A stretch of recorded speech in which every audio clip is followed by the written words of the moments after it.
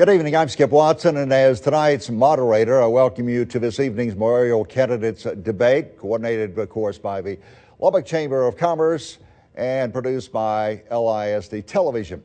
Tonight's program will last 1 hour following rules and format previously agreed upon by participating candidates who have met previously established debate criteria.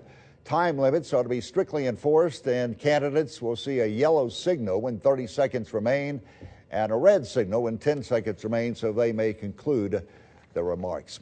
We begin this evening with 2-minute opening statements from each candidate that we made in ballot order. We begin with Mr. Tom Martin, who lists his occupation as retired. There's so much that unites us more than divides us. As your mayor, I will use my experience to improve the unproductive atmosphere at City Hall and bring progress and credibility back to the city. While I was a councilman and mayor pro tem, we developed Milwaukee Avenue into a thriving thoroughfare and attracting new businesses, new jobs, and adding to the tax rolls. The Marcia Sharp Freeway is under construction and projected to be completed ahead of the original year 2026 schedule due to proactive work in Austin. We budgeted for street maintenance every year, and we did not raise taxes. LP&L was rescued from economic disaster and is now financially solid. We lowered everyone's property taxes and then froze taxes for senior citizens and held the line on spending. These are some concrete examples of what can happen when we focus on doing things that move Lubbock forward in a positive manner. Frankly, the lack of leadership at City Hall the last 2 years has been an embarrassment. In the last fiscal year, taxes were raised and they still overspent the budget by $800,000. That's ineffective leadership.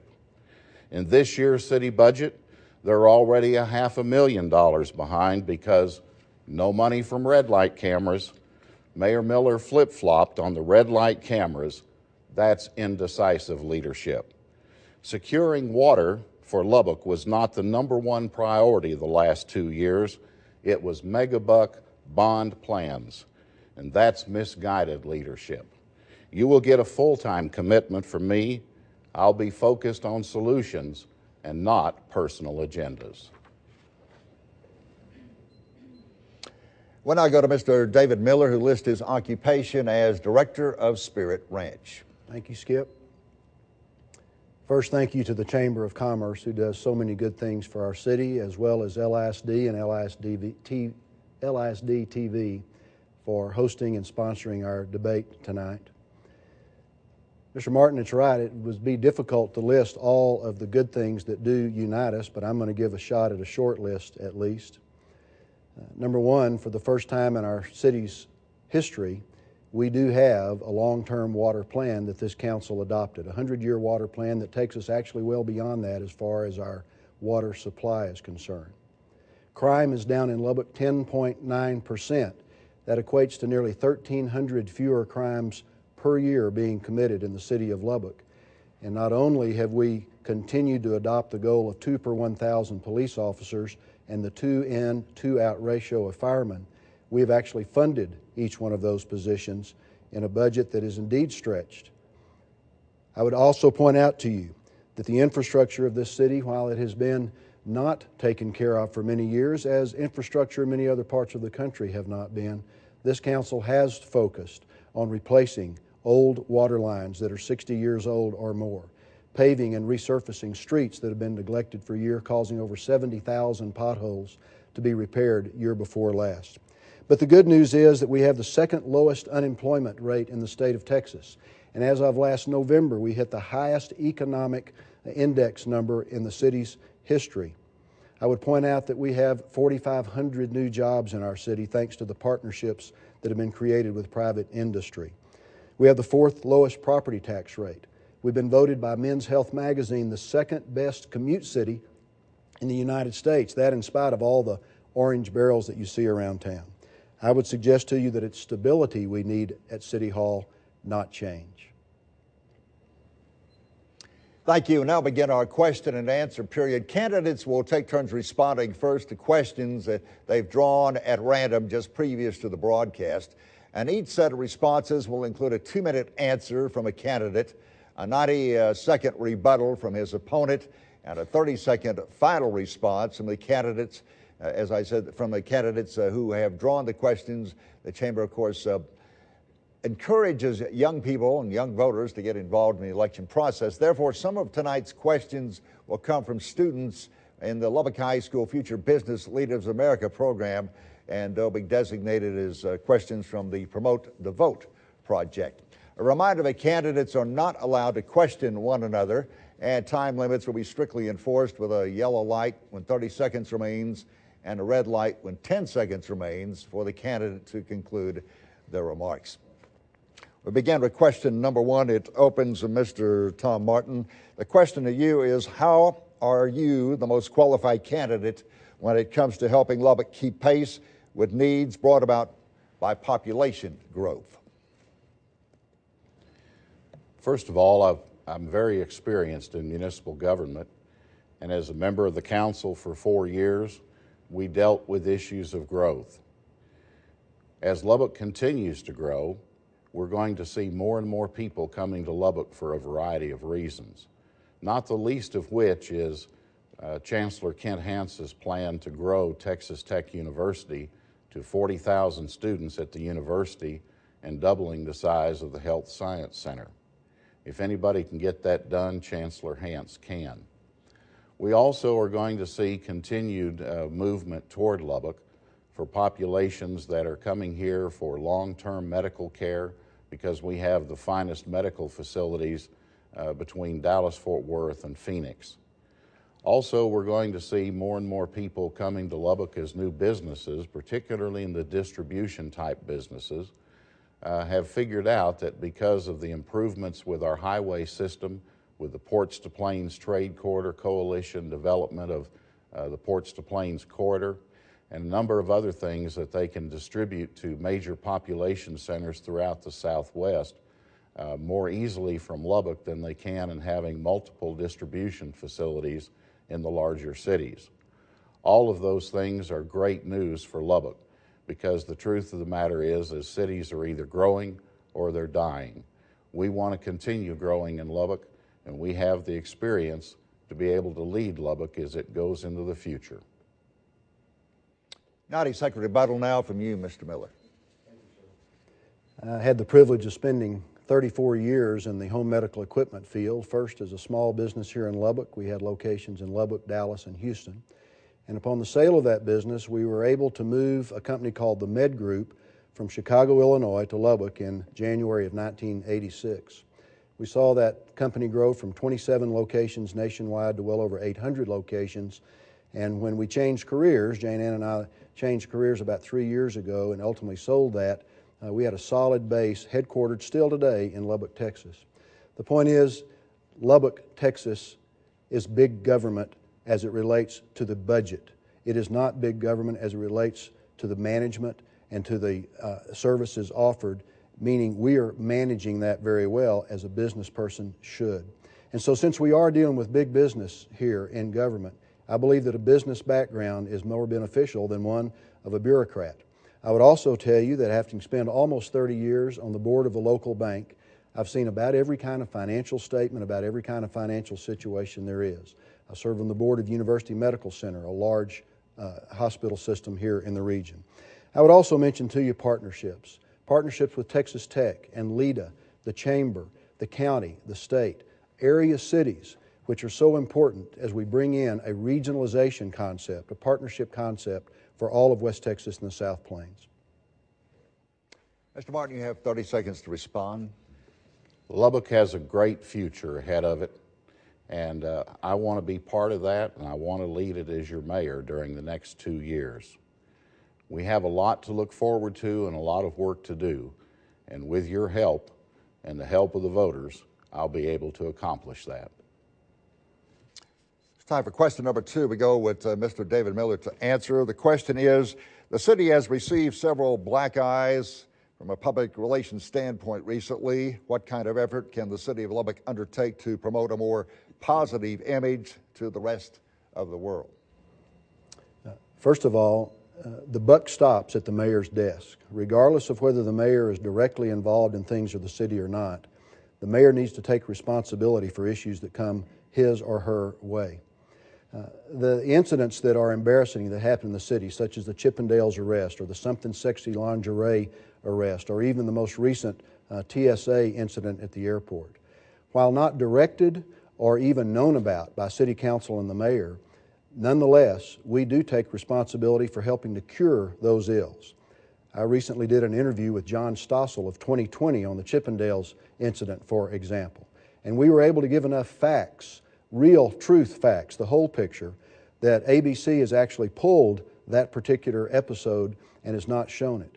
So the way that you counter these types of things that happen that are well beyond your control, done by other people that you want to support publicly but perhaps need to coach privately, is to get out facts and the complete story and the complete truth. The good news is, again, if we focus on all the good things that are happening, from the economy to the weather to the growth of the city to the growth of all 4 of the universities and colleges in town, that helps overcome some of the negative publicity that we get. We have more people coming up to say to us how proud they are of this city and how they've chosen Lubbock. We've got young people who have moved off to try the big city. As they start to have their families, they come back to Lubbock because they see the wholesome environment in which we live in. As it relates to some of these incidents, I will tell you that I will always publicly support our police and the rest of our staff while privately meeting with them to see if we need to change directions or refine our procedures. That's why, for example, the Chippendales have been back twice to Lubbock and there's been no further incidences. That's why I wrote a strong letter to the TSA, strongly requesting / demanding that we have no further incidents like we had recently here in Lubbock. Mr. Martin, you have 90 seconds to rebut. One of the most successful programs that has come along in Lubbock in a long time is the Giant Side of Texas program, started by the Lubbock Chamber of Commerce. It was originally designed as a program to educate our own citizens on the history of Lubbock, the prominence of various events and people within our history, and the good things about Lubbock, Texas. I'd like to see that program expanded now to the outside world, where we spend the time and the resources telling our story around the state and around the country. Our best ambassadors for Lubbock's image are our citizens.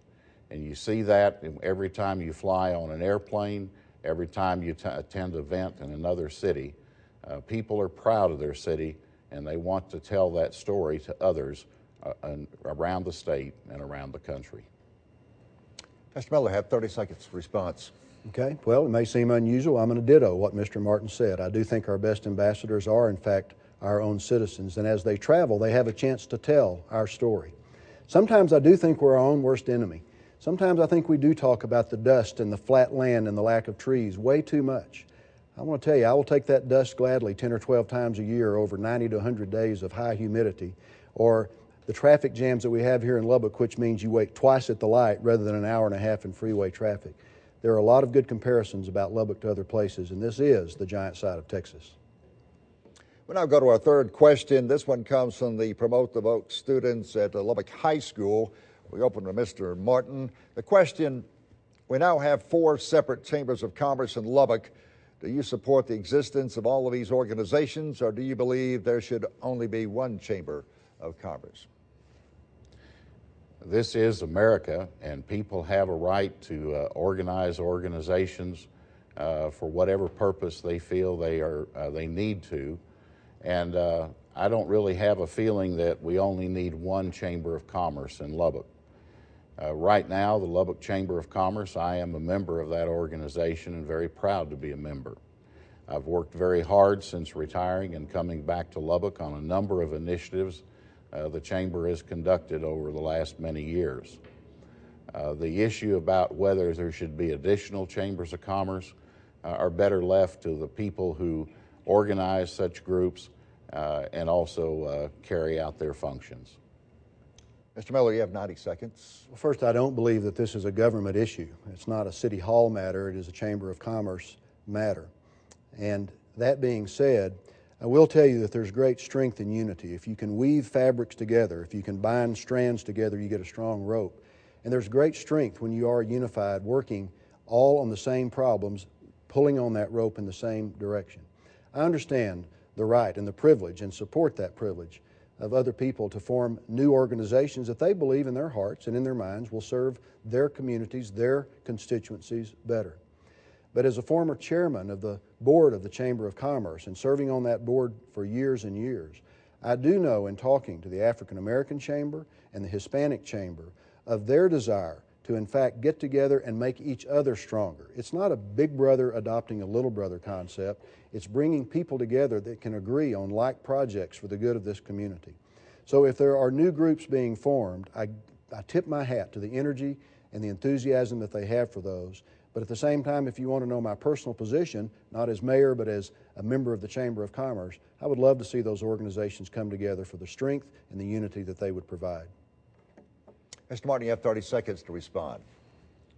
In the last several years, the different chambers of commerce in Lubbock have actually worked very close together.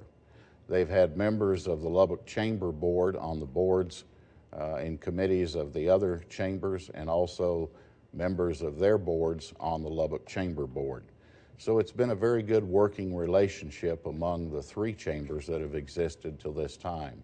If you go to San Antonio, for example, there are many, many chambers of commerce, and so it's a matter of working together for the common good.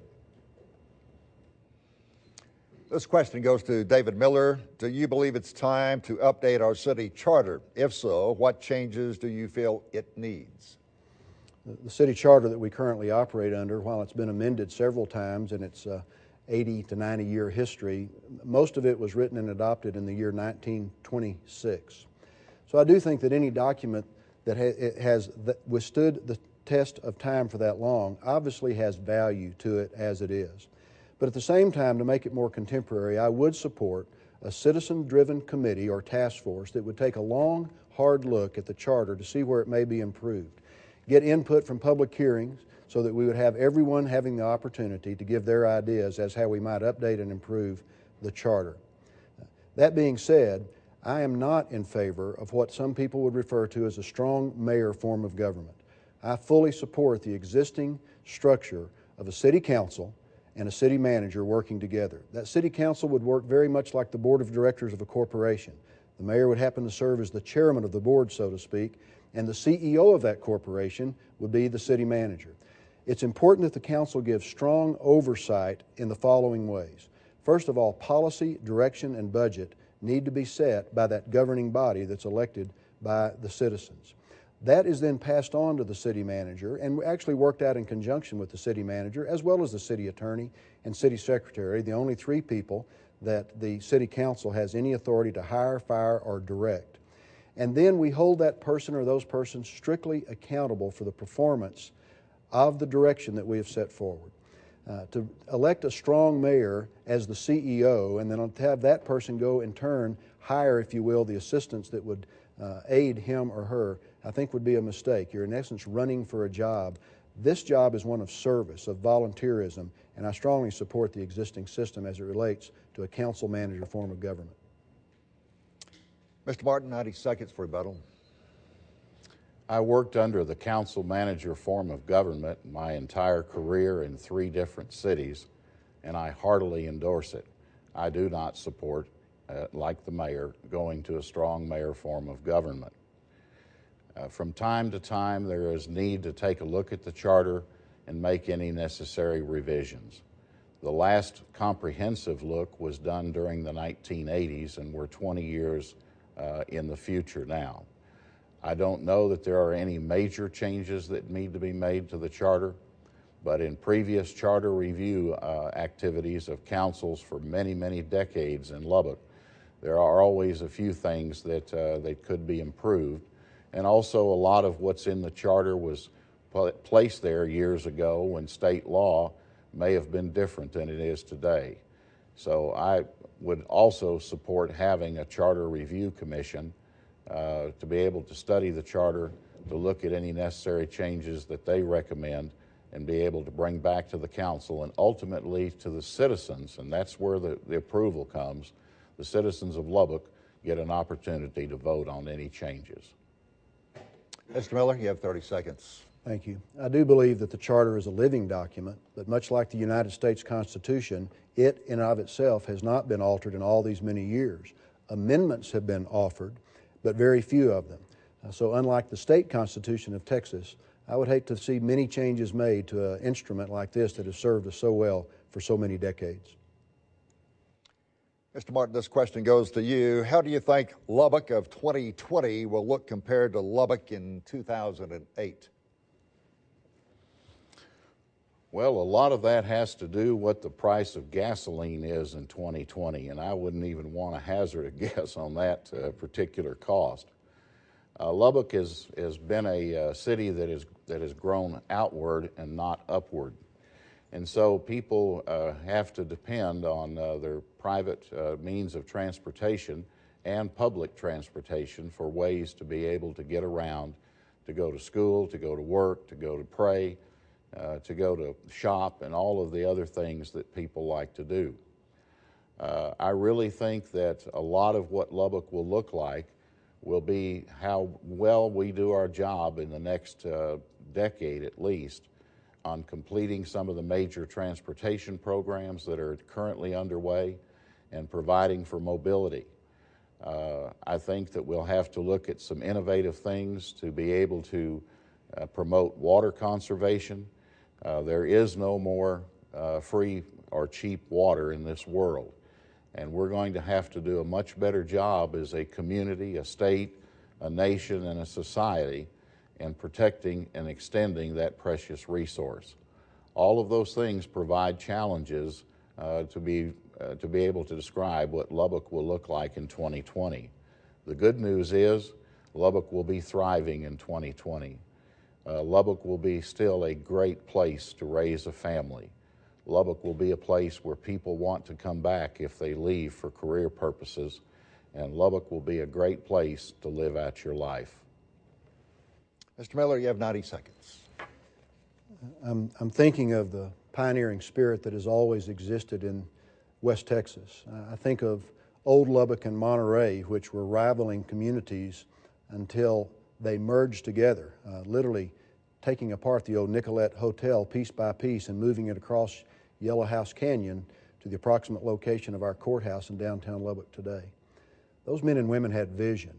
They could look out further than just this year or even 10 years, 12 years from now when 2020 will reach our lifetime. I believe that pioneering spirit still exists here, that spirit of cooperation and collaboration. And where it doesn't, we need to rejuvenate that and re-energize our citizens to help us look forward. So I think, first of all, that in 2020, we must continue to take care of core services, not just the supply of water, but the distribution of water through an expanded water distribution system here as our city grows. Not just in the public safety as we think about it in fire and police, but in animal shelters, health departments, emergency operations centers.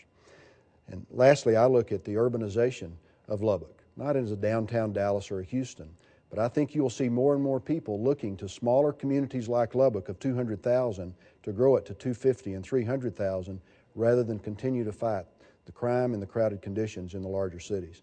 It's going to be an exciting time to be in Lubbock this next decade or so. Mr. Martin, 30 seconds. Well, most of it's been said at this point, but let's say one more time.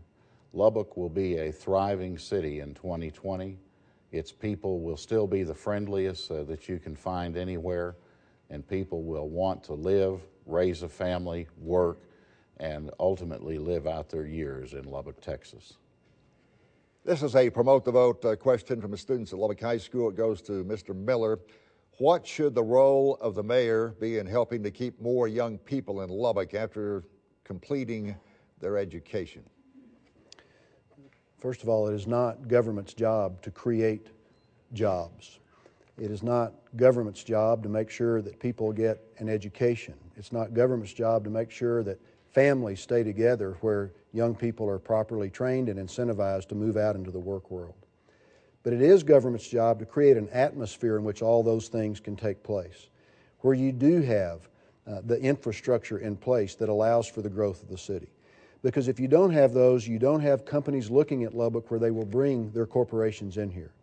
LIDA has done a tremendous job these last 2 years in bringing in new businesses to Lubbock. Whether it's the new DPS crime lab out on the interstate in the business park, or Standard Bag, which will hire hundreds of people, or O'Reilly's Auto Parts, or Moxa, the tortilla manufacturing company coming here from Mexico. Those types of job opportunities are not created by accident. They're created by partnerships with both the Economic Development Alliance, but also with private companies here in Lubbock. So when people look at Lubbock, we have to have a park system, for example, that's attractive, where employers will want to bring their employees for their children to play. We do need ballparks. We do need soccer fields. We do need traffic lights that are synchronized better than what they are today. So it's government's job to make sure that the city is attractive so that new companies, new technologies will make sure to consider Lubbock on their list. I can tell you that our downtown at the moment is not as attractive as it should be. In fact, we were in the running, the final two, for a large service company to come here and bring perhaps up to 1,000 employees. Because they wanted to place their company downtown, they chose another city in another state. So it is government's job to help revitalize areas like this, but you use private enterprise, the private sector, to partner with to help get that done. Mr. Martin, 90 seconds, please. Well, getting back to the question of what can young people look forward to want to stay and work in Lubbock, Texas, there are several parts of that. Number one is we have to have a thriving local economy and a very well-run city. Number two, we have to encourage the various school districts within Lubbock and around the surrounding area to work more diligently to provide alternatives to the idea that every student has to go to college. We have a 3.5% unemployment rate. Many people would say that we have jobs go begging, and in some areas of our economy that's true.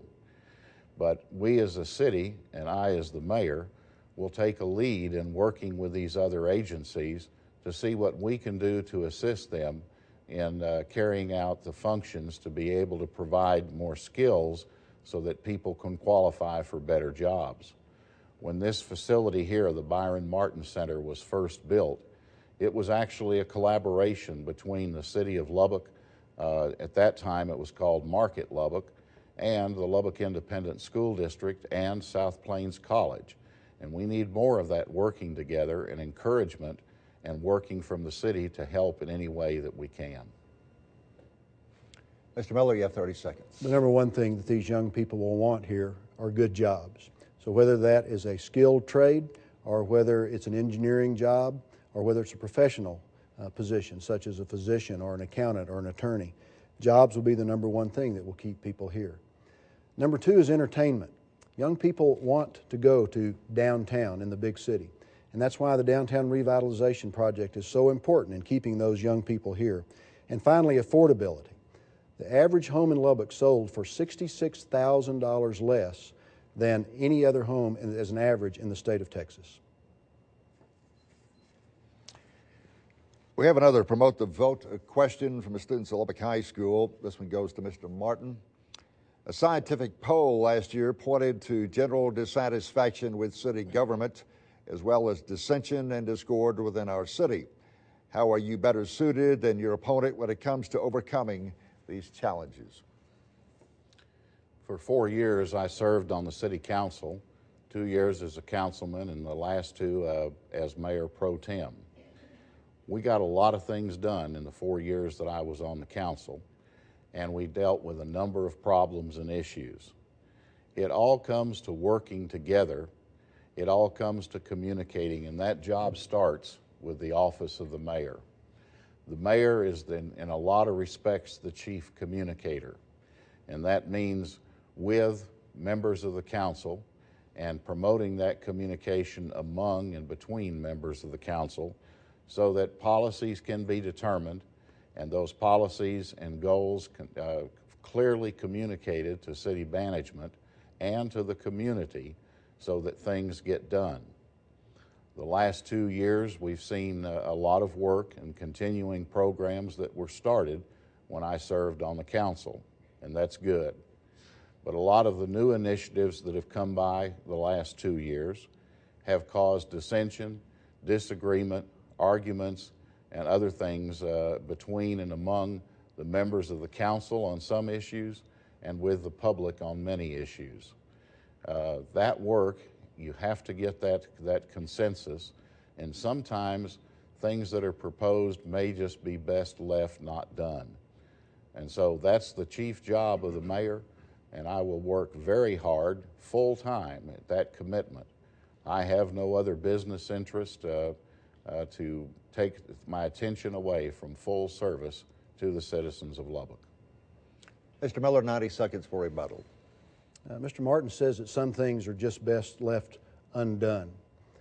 This council, under this mayor's leadership, has never dodged a single tough, difficult issue, whether it be a tax issue, whether it be a dangerous dog issue, or whether it be a red light camera issue. This council has refused to pass on to future councils problems that are inherited. And so I would suggest to you the number of 7-0 votes and 6-1 votes taken on this council would rival any other. And when we have a 4-3 vote, that doesn't mean that there's dissension or discord. It means that there's healthy public debate, that we're not deciding everything in closed rooms behind walls. We're airing it out in front of people. And sometimes that's uncomfortable and sometimes it's awkward. But it is best to have government done out in the open, not behind closed doors. And for that reason, people may think that there is dissension. I will assure you that this council has established a working relationship that has accomplished a great deal. The largest single capital project in the history of Lubbock, Texas was voted on about 2 months ago. $65 million for a wastewater improvement project. The Lake Allen Henry project will ultimately supersede that. That decision was made with a 7-0 vote without decision. So some of these minor issues that we keep talking about may not be minor after all. Public safety is an important thing, and if red light cameras need to be brought out and debated and tried, so be it. My job is to protect the public. Mr. Martin, you have 30 seconds to respond. The public knows the difference between discussion and dissension, and we've seen the dissension quite a bit in the last 2 years. There are a number of issues that probably after discussion should not have been done. The mayor mentioned red light cameras, and that I think is number one. The previous council discussed these issues and decided there were too many problems and decided not to do it. I think in hindsight, this council wishes they had not taken that project on. Mr. Miller, this question goes to you. What, if any, items should be on a possible bond package in November? Ultimately, whatever appears on a bond referendum will be up to the citizens to prioritize and put on that ballot, and then ballot time, it will be up to the citizens to decide what actually will be voted up or down. Each bond election in recent history has had a Citizens Advisory Committee made up of a broad cross-section of men and women who devote countless hours, hundreds of hours as a team, to studying the needs of the city. And those people then come forward with ideas, but not before getting public input from every sector of the community. I would suggest to you that the bond committee that worked this last year, headed by Bill Miller and Vicki Nixon, did a yeoman job of looking at all the projects that were needed that had frankly piled up because previous administrations had chosen not to tackle those very difficult and yes, sometimes expensive projects. They pared down a $500 million list of projects to $300 million and then further prioritized it for the council to consider. On a bond election, timing is everything. Not just the financial condition of the city, which perhaps has never been stronger with a AA and a AA plus bond rating, reserves up to 20% in each and every operating department. We're ready for that financially, but the mood of the city has to be right too, and I don't think we did a good enough job of informing and educating our citizens and getting input back from them as that process went along. I assure you that as mayor in the next term, We will involve citizens in public hearings. We'll put together another Citizens Advisory Committee that will once again come up with a laundry list of projects that then must be prioritized first by the citizens, then by the council, and then ultimately voted on by the citizens during that bond election. Mr. Martin, you have 90 seconds. Well, it's true. It needs to come from a broad-based group of citizens appointed by the entire council. They must spend the time, they must be willing to spend the time to look at all the ideas and suggestions that are presented. Like a lot of things in our own personal lives, there are a lot of things that are wants and there are things that are needs. And that has to be the first prioritization. Secondly, once the recommendations are made to the council has to go through a similar exercise in reducing that to the things that absolutely have to be done. And critical to everything put on a bond issue is what is the tax increase cost to the citizens for each and every project. In past years, city councils for many, many years in Lubbock, Texas have proposed bond elections that did not require tax increases. Maybe they weren't millions and hundreds of millions of dollars, but they were reasonable and they had projects that could be supported within our budget. This council chose to look at projects that were almost mind-boggling, and they would require quite a bit of increases in taxes. That information was never communicated to the citizens, and it has to be done in every issue on a bond election. Mr. Miller, 30 seconds. I would remind our viewing audience that this council listened to the Citizens Advisory Committee. It wasn't the council that came up with $300 million worth of bond projects. Hardworking citizens did. I would also remind our viewers that under Martin's council, they limited to that bond committee in 2004 to a $30 million bond package for the sole reason not to raise taxes, not to look at the needs of our cities instead. And so this council had the boldness to step forward and look at all needs, not just the singular issue of a tax increase. This question goes to Mr. Martin. What do you believe is the best plan, that is the best plan, for financing infrastructure needs long term? It's a very complex issue because there are many forms of finance. First, you have to define what the infrastructure is. If it's a water project, then that financing has to come out of the user water rates that people pay for using the municipal water system. If they're sewer projects, likewise, they have to be paid by state law from the user fees that are paid for the use of the sewer system. When you look at other types of expenditures, whether it be for streets, parks, recreation facilities, cultural centers, whatever it may be, those generally have to come from ad valorem or property taxes. Therefore, when you look at big numbers for things, it's going to take big taxes. And Lubbock, Texas is a very conservative town. They want to see progress made, but they understand that sometimes you can't do it all in year one, you can't do it all in year 5. Sometimes things that are desired never can get to within someone's lifetime. That's okay to plan and to look at those things, but ultimately on every one of those bond election issues that go before the voters have the final say. And Lubbock, Texas is a conservative city, and our citizens, we have a large number of retirees and people that are on pensions, and they look to those increased costs, and they vote with their ability to look at the issues and what the financial impact will be on them. Also, businesses look at those things because there's no way to tax yourself into prosperity. Mr. Miller, 90 seconds. I'm so glad that the generations that came before us didn't have the non-progressive attitude that Mr. Martin just described. First of all, to you senior citizens who have reached 65, you know that your tax rate is frozen. that regardless of what we need to do to move the city forward as it relates to a tax increase or decrease, your tax rate cannot go up as long as you own your homestead. Secondly, if you look at the projects that were put together with the bond committee, almost all of those had to do with infrastructure needs other than some venues. And we have had committee after committee, year after year, tell us, previous council as well as this one, that we need to take a look at the expansion and the renovation of the Civic Center. Why? Because we have large conferences and conventions passing us by every day because we don't have the facilities they need to bring their meeting here to Lubbock. We've been told that the Auditorium Coliseum needs to be taken a look at, not just for aesthetic or functional purposes, but for safety purposes. And therefore, this bond committee, as well as Entertainment and Arts Force Committee, took a look at those.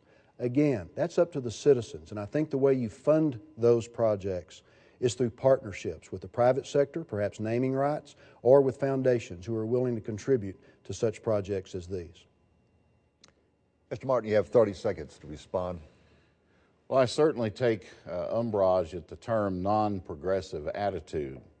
Lubbock, Texas has voted continuously over the years for bond elections for all three of our major school districts, many of which increase taxes, but they overwhelmingly approved these because the need was shown them. Also, the impact on their taxes was shown, and they had a progressive attitude. And I've voted for those in the districts where I've been able to vote, and I think people want all the information, but they don't want to be told what's going on without the impact to them. Thank you. This question goes to Mr. Miller. Both you and your opponent have now served at least one term in an elected position on the Lubbock City Council. What specific lessons have you learned that better prepare you for leading Lubbock, and how does this give you an advantage over your opponent? Two or three things come to my mind, Skip. Before I answer that question, I want to make sure that the listening audience understands that I was speaking of Mr. Martin's lack of progressive attitude, not our citizens. That's what made this city great, is that citizens do come together and they do move us forward, and they're not held back by a council that is interested in only the tax rate. The tax rate's important, and I would never argue against low taxes. I'm a fiscal conservative and have been all of my adult life.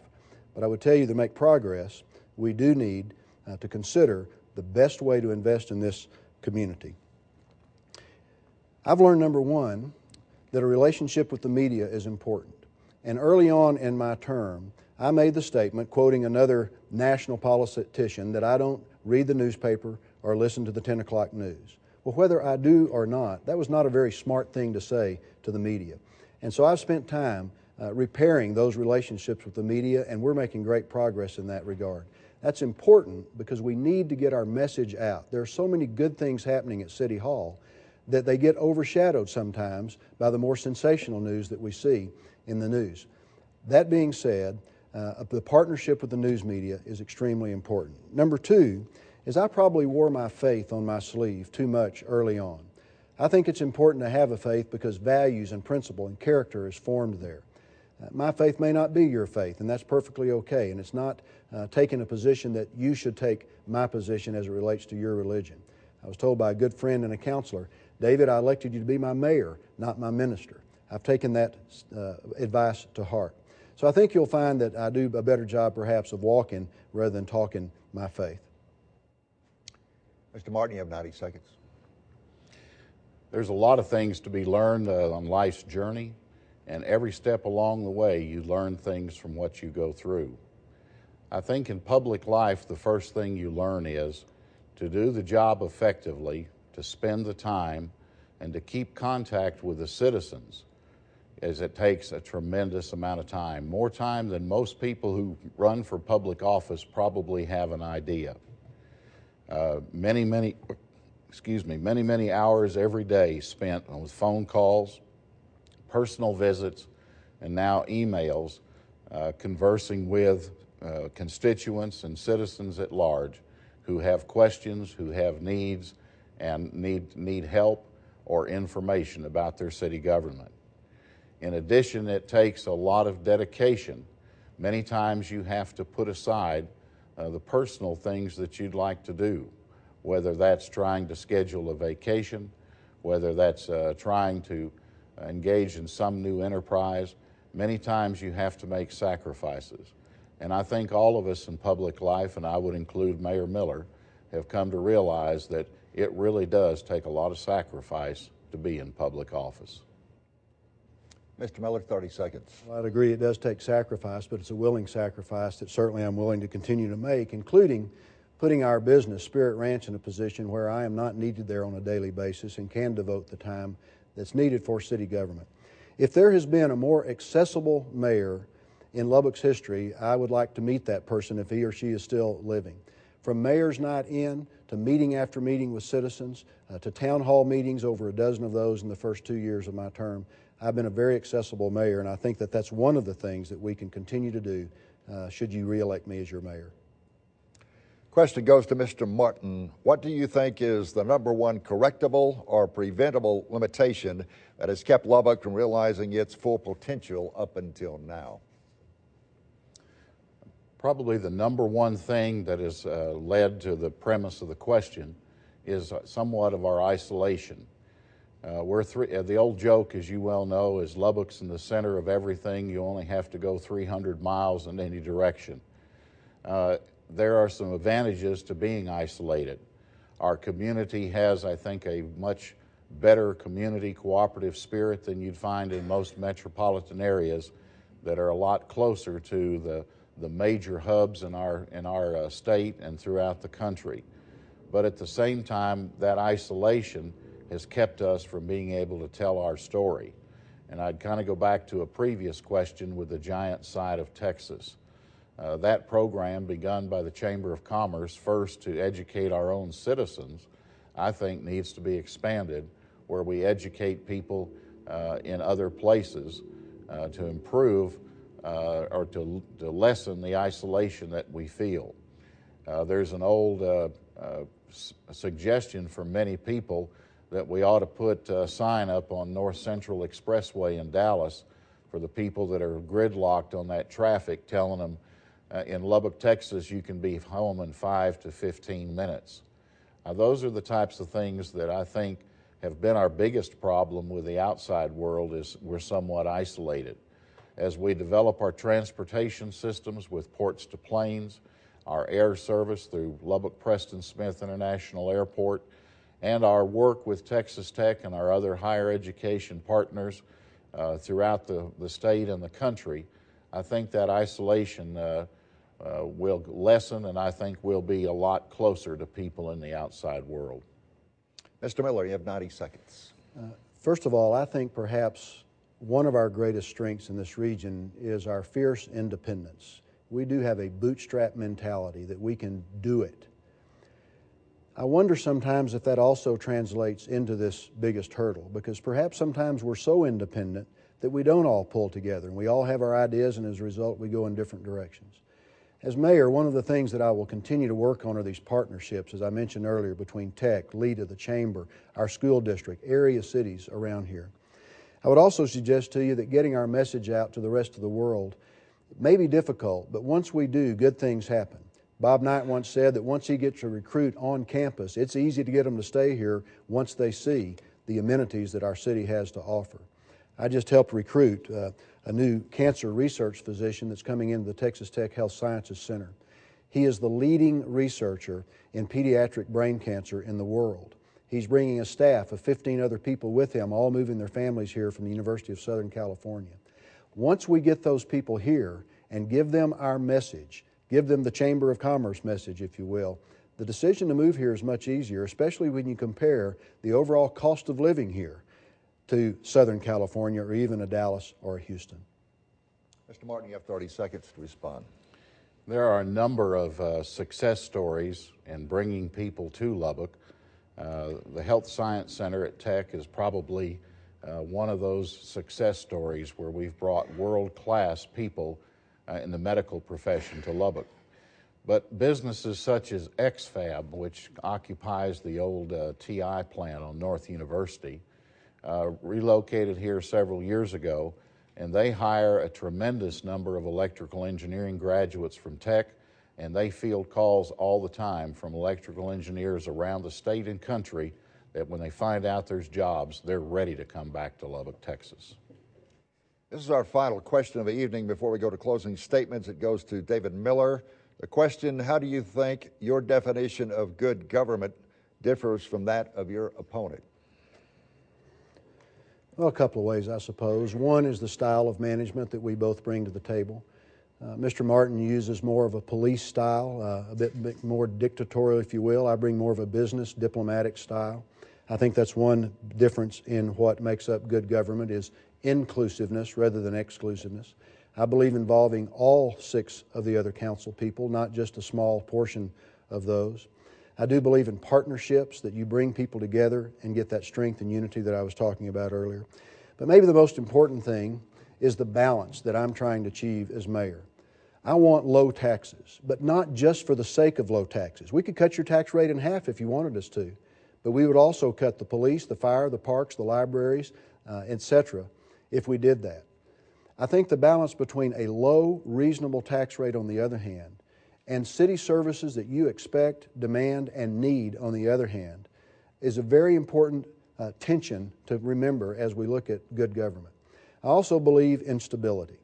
In Mr. Martin's tenure, we had 5 city managers. In my tenure, we've had 1.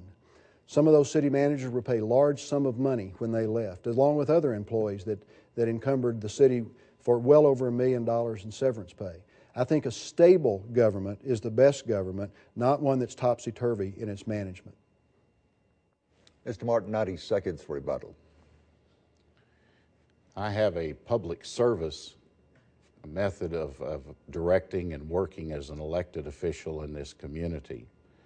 It's true, my background was in law enforcement, but that's given me many insights into working with people, being able to make decisions and judgments, and be able to come up with what's best for the community after working with the council. The mayor mentioned in an earlier answer that there are not all the time is there a 7-0 vote, and that's true. Recently, there have been many 4-3 votes on the council currently in office. The point is you have to work together and you have to get things done for the community. And just like in baseball, you have to not take your eye off the ball. You have to keep the focus on the important things in the community. And certainly the way that the public perceives its city government is one of the important things, and it's as important as the way that the services are provided by the city. Mr. Miller, 30 seconds. I love this concept of servant leadership, leading by keeping other people in mind first. The idea if you're a good partner, you are as concerned about the welfare of that partner as you are about yourself. Servant leadership puts other people first. In fact, in our business, we actually inverted our organizational chart, putting the board and the CEO at the bottom because we knew our job was to support those people that were reporting to us. Servant leadership is a very important part of good government, and I will continue to humbly serve you as your mayor. Each candidate now has 2 minutes for a closing statement. Again, we will do this in ballot order. We begin with Mr. Tom Martin. Thank you for the opportunity to be here this evening. This campaign should be about about the future and what we can do for the good of Lubbock. It will take a full-time mayor, fiscal responsibility, and inclusive leadership that will prioritize Lubbock's needs and wants. I have the experience and the commitment to bring this leadership to City Hall. I would appreciate your vote, and thank you very much for this opportunity. Mr. Miller? Thank you, Skip. You've done a good job as usual tonight, and again, thanks to the Chamber and LISD. This business about vision is a difficult one, isn't it? It's difficult to look very far out in the future because of the pace of today and the demands that we all have on us today with our families and our businesses, our jobs. But I still think that the vision statement that was adopted by this council, partnering to build the model community, is powerful and magnetic. Partnerships, building, model, and then that word unity and the word community. I look forward to continuing to lead deliver core services that our city needs, but also to the revitalization of downtown, to begin folding onto ourselves rather than continuing this urban sprawl. I think communication and collaboration and cooperation is extremely important. You communicate with one another, then you collaborate on the plan, and then you cooperate in putting that plan into action. I heard a new line from a new song for me yesterday. It says, "For greater things are yet to come, and greater things are still to be done in this city." I'm asking for your vote on May 10th to partner with me to continue to move Lubbock, Texas forward, not backwards. Thank you again. Please join me in thanking our candidates for participating in tonight's forum. You may now applaud if you like.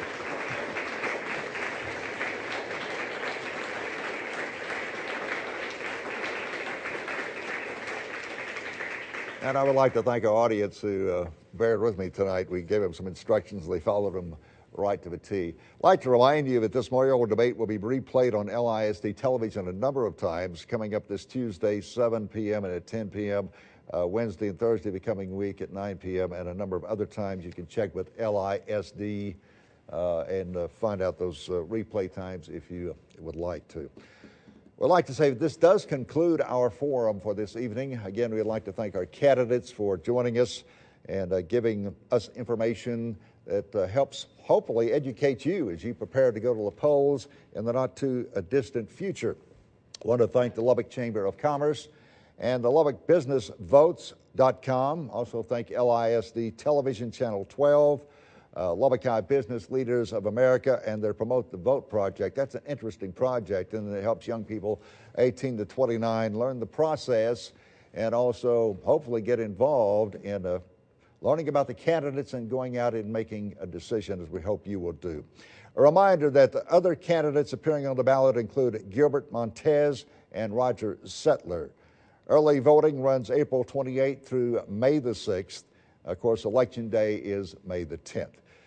Lubbock Chamber of Commerce Forum featuring candidates for the City Council District 4 is scheduled for the 23rd of this month, followed by a forum involving candidates for District 2 that's coming up on April 28th. Again, thank our candidates, thank our audience, and more importantly, thank you as voters for joining us this evening. From the studios of LISD Television, good evening.